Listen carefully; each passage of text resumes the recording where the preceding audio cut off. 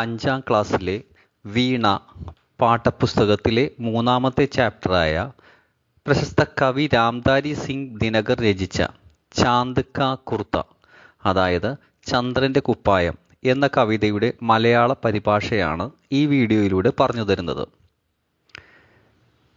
ചന്ദ്രൻ്റെ കാലഭേദങ്ങളെ അടിസ്ഥാനമാക്കി ലളിതമായി രചിക്കപ്പെട്ട കവിതയാണിത്. കവിതയുടെ സാരം ഇപ്രകാരമാണ്.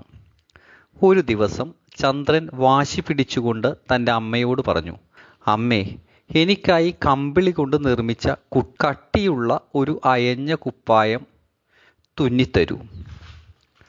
രാത്രി മുഴുവൻ കഠിനമായ കാറ്റ് വീശുന്നു. തണുപ്പ് കാരണം ഞാൻ മരിക്കാറായി. വിറച്ചു വിറച്ചാണ് ഞാൻ എങ്ങനെയൊക്കെയോ എൻ്റെ യാത്ര പൂർത്തിയാക്കുന്നത്. ആകാശയാത്രയാണെങ്കിൽ ദൂരമേറിയതാണ്. ഇപ്പോഴാണെങ്കിൽ മഞ്ഞുകാലവും. പുതിയത് തുന്നാൻ പറ്റിയില്ലെങ്കിൽ എനിക്ക് വാടകയ്ക്കെങ്കിലും ഒരു കുപ്പായം എത്തിച്ചു തരൂ. കുട്ടിയുടെ വാക്ക് കേട്ട് അമ്മ പറഞ്ഞു, എൻ്റെ സുന്ദരക്കുട്ട, ദൈവം നിന്നെ രക്ഷിക്കട്ടെ. നിനക്ക് ആരുടെയും കണ്ണേറൊന്നും ഏൽക്കാതിരിക്കട്ടെ. തണുപ്പിൻ്റെ കാര്യം ശരിയാണ്, പക്ഷേ എനിക്ക് പേടിയുണ്ട്. കാരണം നിന്നെ ഒരിക്കലും ഒരേ അളവിൽ ഞാൻ കാണാറില്ലല്ലോ. ചിലപ്പോൾ നീ ഒരു വിരൽ വീതിയുള്ളവനായിരിക്കും, ചിലപ്പോൾ ഒരടി വണ്ണമുള്ളവനാകും. ചില ദിവസം നീ വലുതാകുന്നു, ചില ദിവസം വളരെ ചെറുതാകുന്നു. ദിവസവും വലുതായും ചെറുതായും ഇരിക്കുന്ന നീ ചില ദിവസങ്ങളിൽ ആരുടെയും കണ്ണിൽപ്പെടാതെ മറഞ്ഞു നിൽക്കുന്നു. ഇനി നീ തന്നെ പറയൂ, ഏത് ദിവസമാണ് നിന്റെ അളവെടുക്കേണ്ടത്? എല്ലാ ദിവസവും നിന്റെ ശരീരത്തിന് ചേരുന്ന തരത്തിലുള്ള ഒരു കുപ്പായം എങ്ങനെ ഞാൻ തുന്നും? ഇതാണ് ഈ കവിതയുടെ സാരം.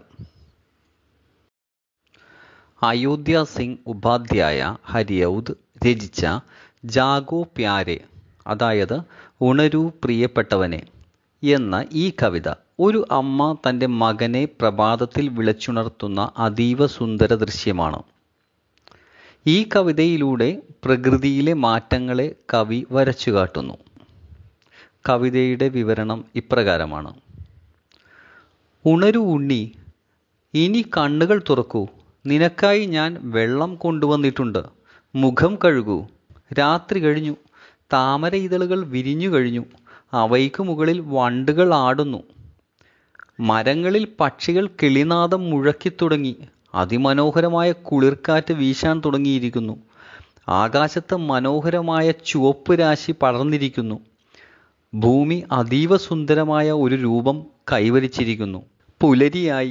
സൂര്യൻ ഉദിച്ചുയർന്നു. ജലാശയങ്ങളിൽ സൂര്യൻ്റെ സുവർണ്ണ നിഴൽ പതിഞ്ഞിരിക്കുന്നു.